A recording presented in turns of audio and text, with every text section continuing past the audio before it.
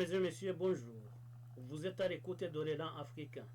Bienvenue dans cette nouvelle édition d'Afrique Hebdo et rendez-vous hebdomadaire retraçant les grandes lignes de l'actualité africaine. Au sommaire, Félix Tshisekedi achève une visite de 5 jours en Chine.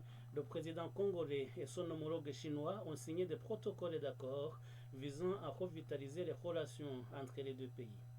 Au Soudan, accalmie relative vers la fin de cette semaine, cela a permis l'acheminement et la distribution de l'aide humanitaire.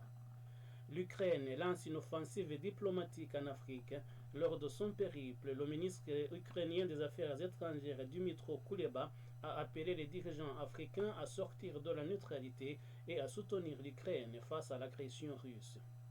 L'Afrique devrait jouer un rôle prépondérant dans le concert des puissances mondiales. C'est ce qu'a indiqué le président en exercice de l'Union africaine, le Comorien Azali Assoumani, à l'occasion de la célébration du 60e anniversaire de l'organisation panafricaine.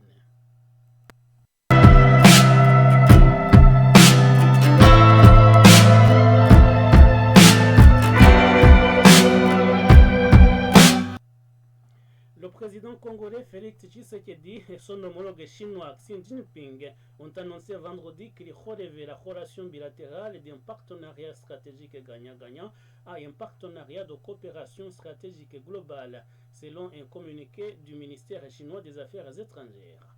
Félix Tshisekedi séjourne depuis mercredi dans la capitale chinoise Pékin pour une visite de travail qui s'achève donc ce dimanche 28 mai 2023. Dans le concret, le président Xi Jinping a expliqué que son pays aidera la République démocratique du Congo dans son développement économique et social, soutiendra sa stratégie d'industrialisation, renforcera la coopération dans les domaines de l'énergie, de l'exploitation minière, de l'agriculture, des infrastructures et de la fabrication, et exploitera le potentiel de coopération dans les domaines de l'économie numérique, de l'éducation et de la santé. Le président Xi Jinping a ajouté que la Chine était prête à envoyer des experts agricoles en République démocratique du Congo.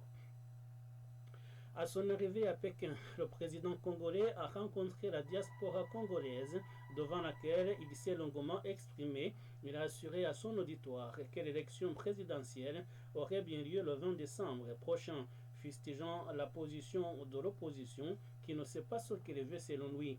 Il a dénoncé des choses. Il a dénoncé la Commission électorale nationale indépendante. Il a dénoncé la Cour constitutionnelle. Finalement, ces mêmes opposants ont quand même rejoint le processus, a-t-il ajouté. Le président Tshisekedi est aussi revenu sur la situation à l'est de son pays, dénonçant une agression lâche et barbare de la part du Rwanda, en évoquant le conflit avec la rébellion du M23. Il a une nouvelle fois mis en cause l'action de l'EAC, la communauté des pays de l'Afrique de l'Est, qui comprend des militaires venus du Burundi, du Soudan du Sud, de l'Ouganda et du Kenya. Les critiques ont surtout visé les militaires kenyans et ougandais accusés par le président Tshisekedi d'une sorte de collaboration entre la force de l'EAC et les rebelles du M23, et d'ajouter l'exception du contingent burundais qui applique au vrai sens du mot les accords tels qu'ils étaient prévus. Au Soudan, une accalmie relative est observée depuis vendredi, même si des tirs sporadiques et des armes à feu sont entendus dans la capitale Khartoum. Cela a permis notamment l'acheminement et le début de distribution de l'aide humanitaire. Dans le même temps, une réunion du Conseil de paix et de sécurité de l'Union africaine s'est tenue ce samedi sous la présidence tournante du président ougandais Yoweri Museveni. Les chefs d'État et de gouvernement et les ministres présents ont encore plaidé pour la voie du dialogue entre Africains. Le Soudan n'appartient ni à l'armée ni aux forces de soutien rapide, mais le Soudan appartient bien au peuple, et j'appelle donc à la cessation immédiate des hostilités pour permettre au peuple d'élire ses dirigeants, a martelé le président Yoweri Museveni. Faisant le point sur la situation dans le pays, le secrétaire exécutif de l'organisation régionale IGAD, l'Éthiopien Wolkine Gebeyehu, s'est dit optimiste sur l'idée qu'une mission des chefs d'État du Sud-Soudan, du Kenya et du Djibouti annoncée depuis un mois puisse obtenir une percée capitale vers la paix. Le président de la Commission de l'Union africaine, Moussa Faki Mahamat, a quant à lui exigé le respect du cessez-le-feu, le libre accès des aides humanitaires, mais aussi une transition politique inclusive et une gouvernance démocratique dirigée par des civils. Il n'y a pas de solution militaire, a-t-il ajouté. Notre voix unie doit être forte dans tous les forums internationaux et au sein des organisations internationales. Et s'ils doivent être réformés pour cela, y compris le Conseil de sécurité de l'ONU, alors nous devons le faire.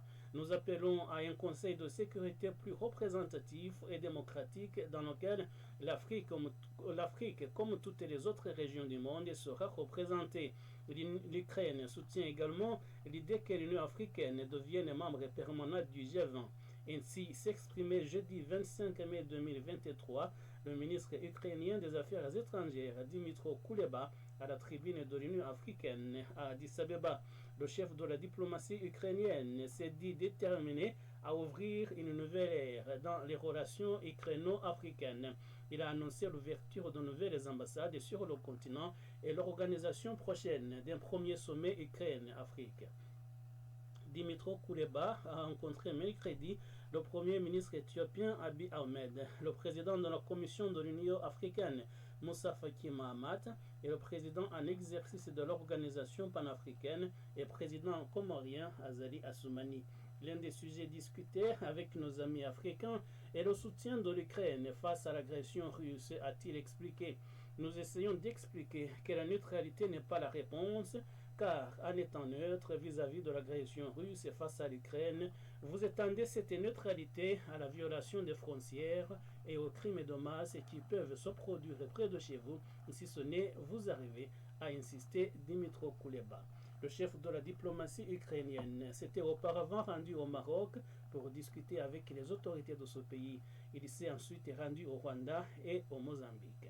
Outre le problème du conflit qui oppose son pays à la Russie, Dimitro Kuleba a insisté au cours de son périple sur le renforcement de la coopération économique et commerciale entre l'Ukraine et les pays africains.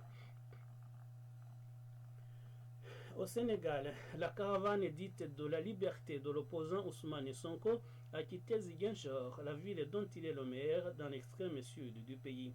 Elle poursuit sa route vers Dakar, la capitale. Ce voyage inédit est émaillé de plusieurs échauffourées entre les forces de l'ordre et les sympathisants d'Ousmane Sonko. Selon un communiqué du procureur de la République de Kolda, un homme de 37 ans a été tué vendredi à marge des affrontements dans la ville.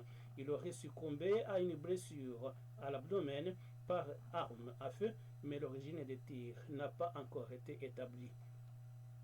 Ousmane Sonko compte aller jusqu'à Dakar où le délibéré dans son procès pour viol sera rendu jeudi prochain. Il se dit victime d'un complot politique et dit vouloir marcher sur la capitale sénégalaise. Le ministère de l'Intérieur, de son côté, appelle au calme. Dans un communiqué, le ministère rappelle que le cortège est soumis à l'obligation d'autorisation et que les autorités prendront toutes les mesures nécessaires pour rétablir l'ordre public. L'Afrique devrait être la deuxième région du monde à la croissance la plus rapide après l'Asie en 2023-2024, démontrant la résilience de son économie en dépit des multiples chocs mondiaux auxquels elle est confrontée. Mais la croissance escomptée dépendra de la conjoncture mondiale et de la capacité du continent à renforcer sa résilience économique.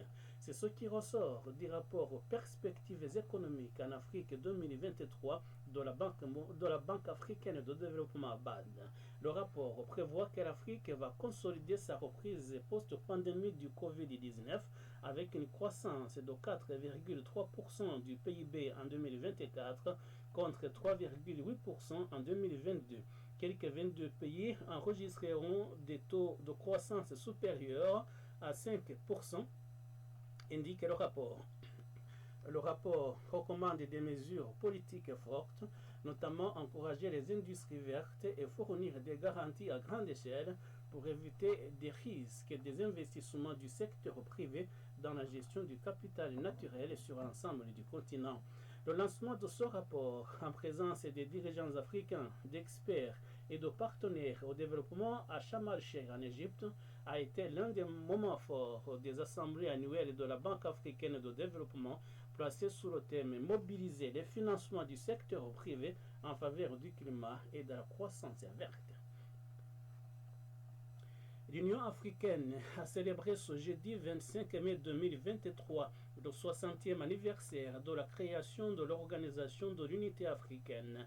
À cette occasion, le chef de l'État comorien et président en exercice de l'Union africaine, Azali Assoumani, a appelé ses pairs à profiter des immenses ressources dont regorge l'Afrique pour s'imposer dans le concert des puissances mondiales. Il a cependant aussi regretté les conflits qui constituent un frein au développement économique du continent.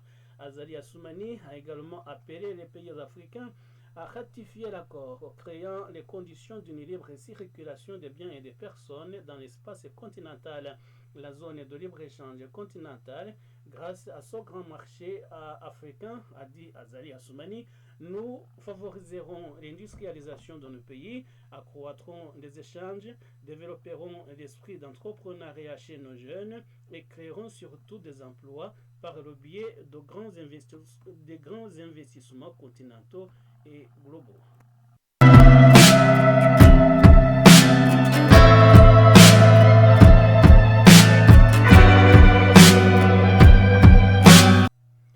Mesdames et messieurs, c'est ici que nous mettons fin à l'édition de ce dimanche 28 mai 2023. Je vous rappelle les titres. Félix Tshisekedi achève une visite de 5 jours en Chine. Le président congolais et son homologue chinois ont signé des protocoles d'accord visant à revitaliser les relations entre les deux pays. Au Soudan, accalmie relative vers la fin de cette semaine, cela a permis l'acheminement et la distribution de l'aide humanitaire. L'Ukraine lance une offensive diplomatique en Afrique. Lors de son périple cette semaine, le ministre ukrainien des Affaires étrangères, Dmytro Kuleba, a appelé les dirigeants africains à sortir de la neutralité et à soutenir son pays face à l'agression russe. L'Afrique devrait jouer un rôle majeur dans le concert des puissances mondiales. C'est ce qu'a indiqué le président en exercice de l'Union africaine et président comorien Azali Assoumani à l'occasion de la célébration du 60e anniversaire de l'organisation panafricaine. Et voici, mesdames et messieurs, la fin de l'édition de ce dimanche. Merci de nous avoir suivis et à la semaine prochaine.